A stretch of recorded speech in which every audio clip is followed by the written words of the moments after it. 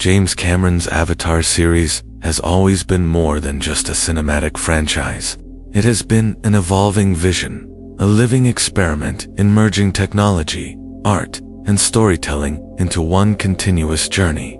From the moment the first film, released in 2009, audiences were captivated by the lush, otherworldly paradise of Pandora and the deep spiritual connection its people had with their environment.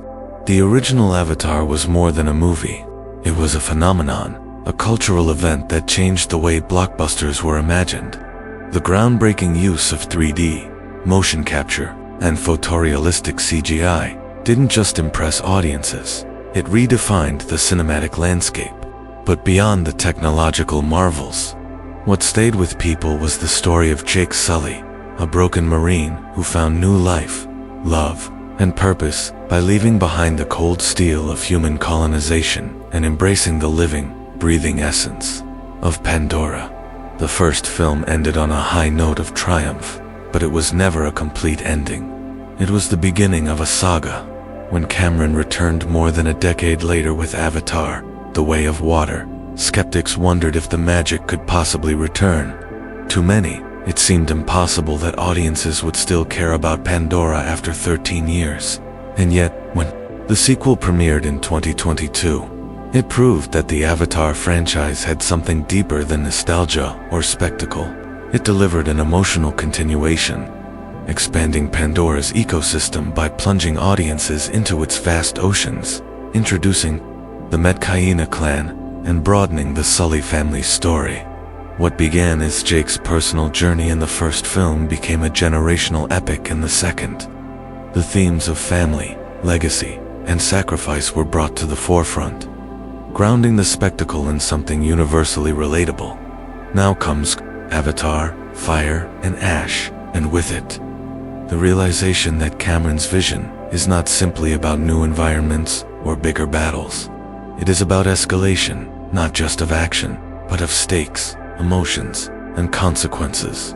If the forest represented innocence and discovery in the first film, and the ocean represented adaptation and growth in the second, then fire represents conflict, sacrifice, and rebirth.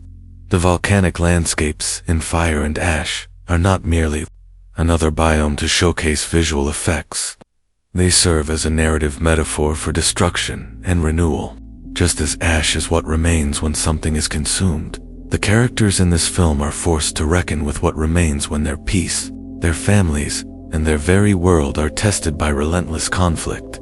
The story begins in the aftermath of The Way of Water, where the fragile balance the Sully family carved out among the Metkayina is shattered by the RDA's renewed determination to conquer Pandora. Earth's desperation is more pronounced than ever, and humanity's greed has evolved into survival-driven aggression.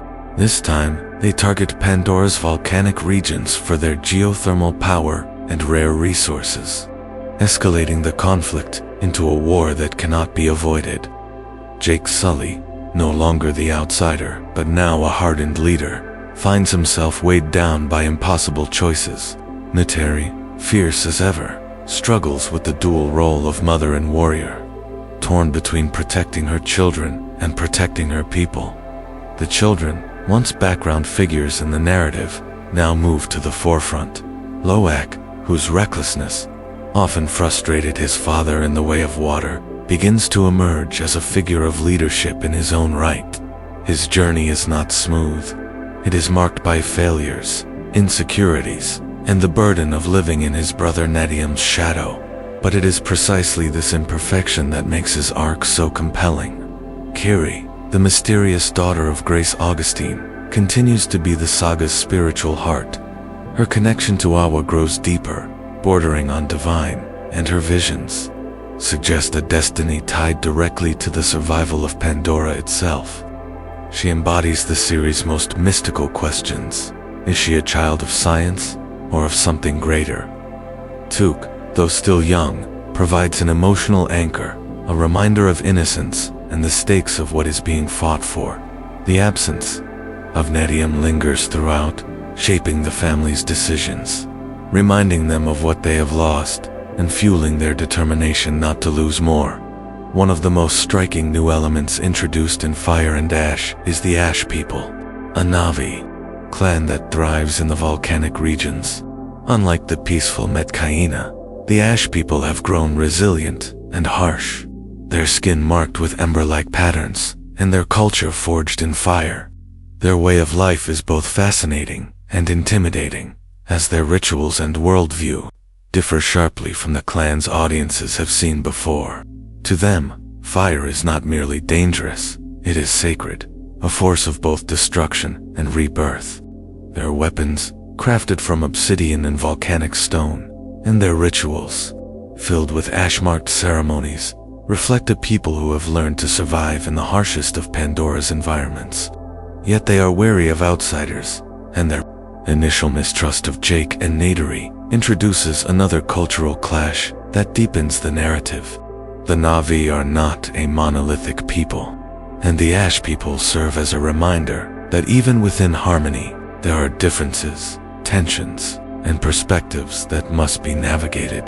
The film's action set pieces are some of Cameron's most ambitious to date. Battles unfold along rivers of lava, with combatants leaping across crumbling volcanic ridges while plumes of ash cloud the skies. The RDA's new arsenal includes specialized ash troopers, bioengineered to withstand extreme heat, and volcanic environments, presenting an even deadlier challenge. The scale is immense, yet Cameron ensures that amidst the chaos, the camera always finds the human, or rather, Na'vi, face of the conflict. The moments of spectacle are balanced by quieter, intimate scenes where characters mourn their losses, reflect on their fears, and reaffirm their bonds. These emotional beats prevent the film from becoming an endless string of explosions, grounding it in the relationships that matter. The strengths of Fire and Ash are undeniable. The visuals are breathtaking, and more importantly, meaningful. The volcanic environments are not simply beautiful backdrops, but active participants in the story, shaping the tone and themes.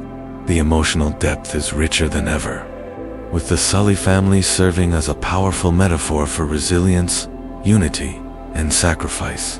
Loak's coming-of-age arc, Kiri's mystical journey, and Neytiri's struggle between love and vengeance all resonate on deeply human levels. The expansion of Pandora's cultural landscape through the Ash People enriches the saga, showing that this world is as diverse and layered as our own. Thematically, the film continues to reflect urgent real-world issues, environmental destruction, colonial greed, and the resilience of indigenous cultures in the face of overwhelming adversity. But the film is not without its flaws. Its length, stretching over 3 hours, will test the patience of some viewers.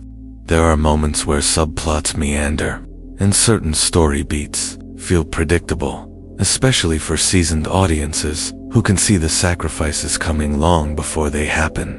The RDA villains, while given new tools and strategies, still lack the complexity that could make them truly compelling.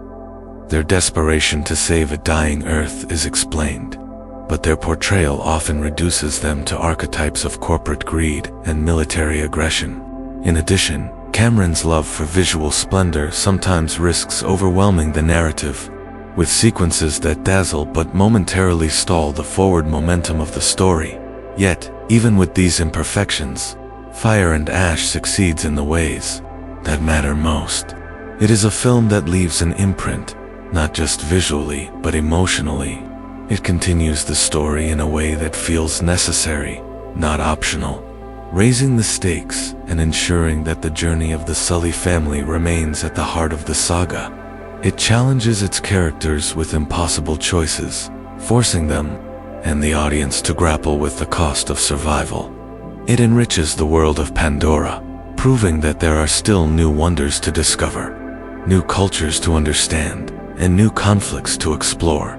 And most importantly, it delivers an experience that reminds us why cinema is not just entertainment, but immersion, something that can transport us to another world while reflecting our own.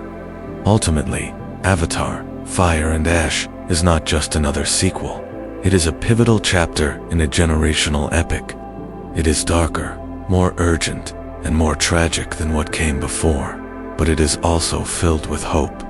The fire represents destruction, but the ash represents what endures. In this film, we see the Sullys and the Na'vi pushed to their limits, yet we also see the seeds of renewal, the promise that, even after devastation, life continues. It is this balance of despair and hope, of grief and resilience, that gives the film its power. Why should you watch it? Because it is not only a spectacle, but a story.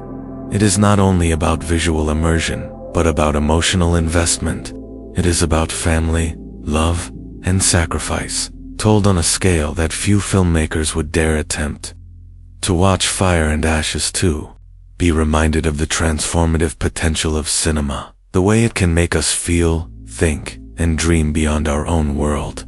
For all its imperfections, it is a breathtaking achievement, a reminder of why Pandora still matters, and why James Cameron's vision continues to burn brightly.